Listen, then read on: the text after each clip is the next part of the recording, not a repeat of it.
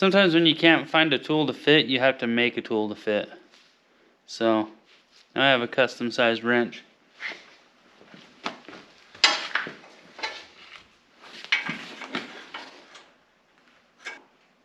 Ha! I wonder if I even use the right size of wrench to build my wrench. Nope.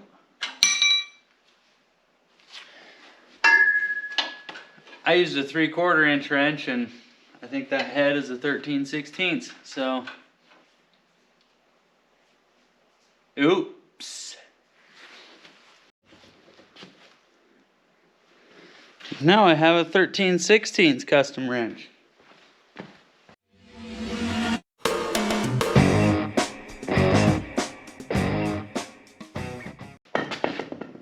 Good evening. We're right here in the shop. Working on some stuff. So I acquired this some parts off of this frame. There's a guy here in town that got the frame from. He needs the frame and the wheels and a few things off of this, but there's some stuff here that we need. Some stuff that he's not going to use that I got from him. Rear axle is the same as what's in my rat rod, and so I mean he's just going to get rid of it. So I thought, well, I'll just see if I can get that and hold on to it for an extra just in case something happens. Transmission, we'll get that and keep it for extra. I want to get this clutch linkage out of the frame. Probably wind up hopefully finding out a way to fabricate that into the Buick because it's getting a 4-speed. Shifter linkage for the column shift transmission we need. Leaf springs, probably end up putting some of those on the Buick also. So few parts here that we can scavenge off, and then we'll load this frame back up and take it back to him, and he can use it for whatever project he's got going on. So we'll get going on what we can get done tonight and see how much we can get taken care of.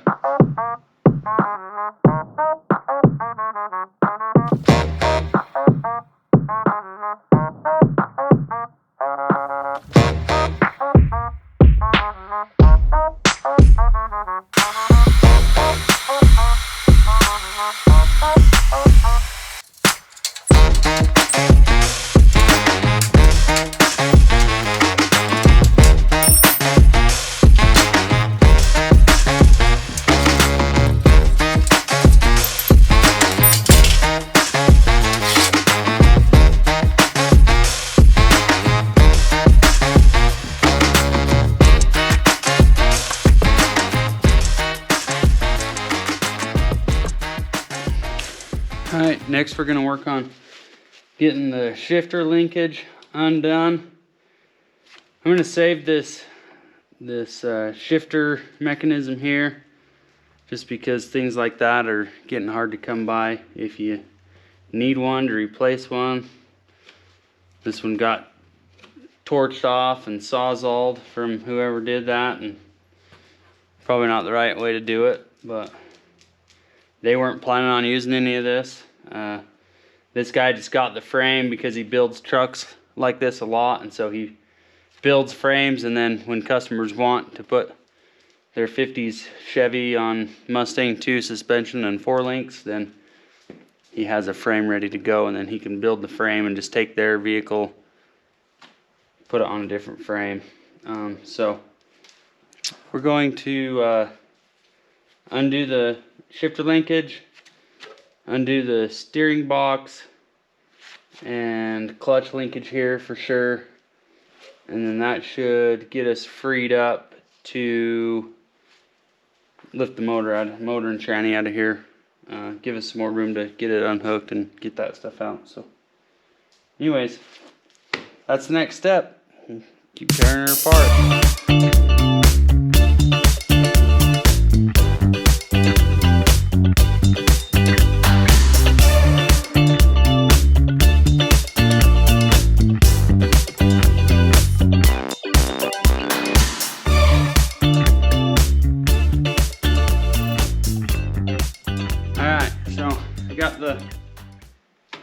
shift linkage off of there.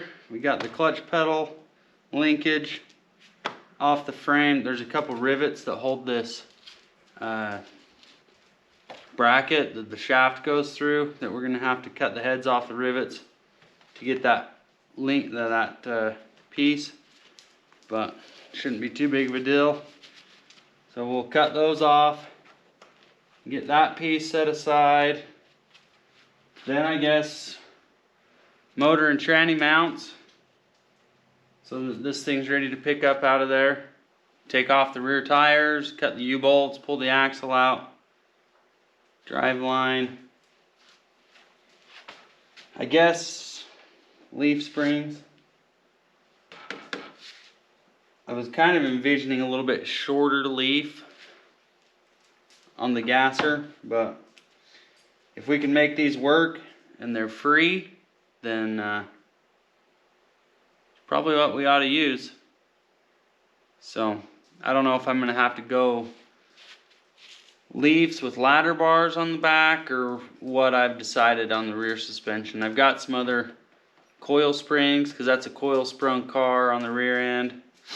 So I've got some other coil springs that I could possibly use with ladder bars. Either way, it's getting ladder bars, but I want to come up with a different spring setup. It might be, I might do like a ladder bar to locate the axle, and then leaf springs with actual shackles on both ends, so the leaf springs kind of just floating there and flexing centered.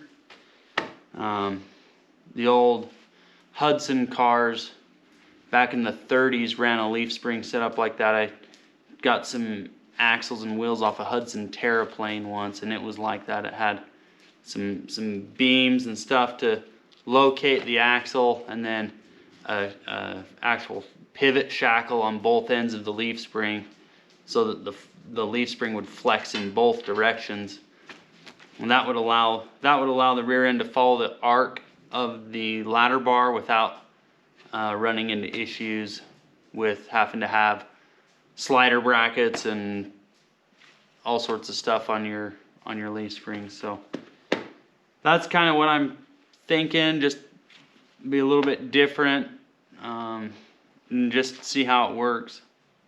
So anyways, I just got to decide what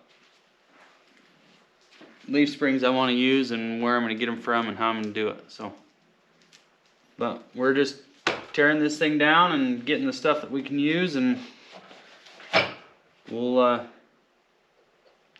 keep going. So here we go.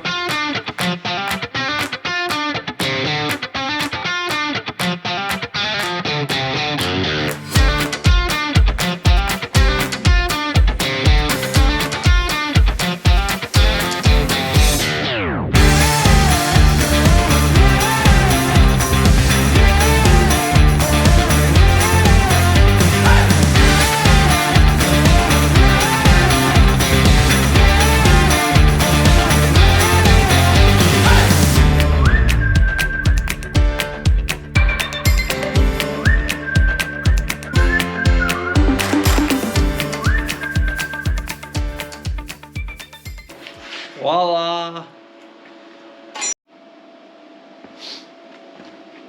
Alright, so got everything I think that I need unbolted.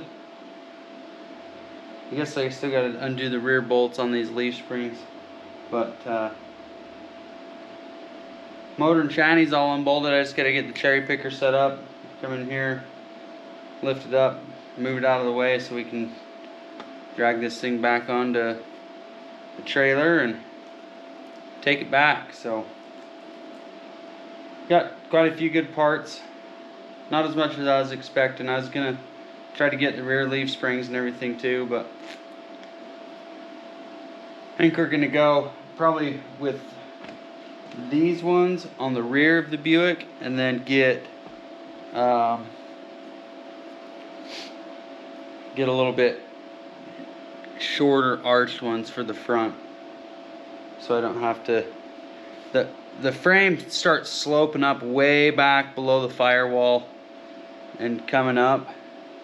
And I think with that long of a flat leaf spring, it's going to just be on such a weird angle with caster and everything that I just need to get a shorter one that I can put right underneath the section of frame rail that I stub in there, and just have it sit right to that section rather than clear back underneath. So it'll be lighter, it'll be better, probably ride a little bit better getting, I don't know, Model A or Chevy car or something.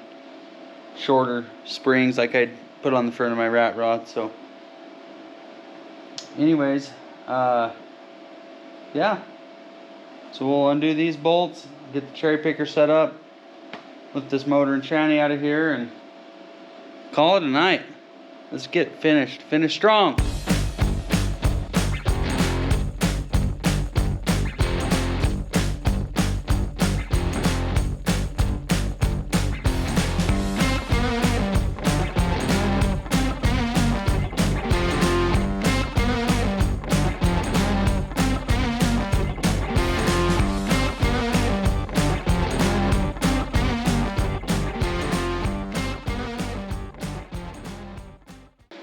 Well, I did what I did best. Made a heck of a mess. Pretty good at doing that. But I think well, I still gotta undo the leaf springs, but there, that's better. Still gotta undo the leaf springs, but I think I'll zip those out, call it a night. So thanks for hanging out. This is just one of those things where lucked into parts and had some that I could use for now, had some that I wanted to save for later, so scooped them up, tear it apart, stockpile stuff, and then it'll be there when I need it. But some unexpected stuff like this clutch linkage, I didn't know what I was going to do for clutch stuff. Wanted to keep it all old school, but I was like, man, maybe I'll have to go with a hydraulic slave and all that stuff. But I think we've got what I need now to keep it somewhat correct.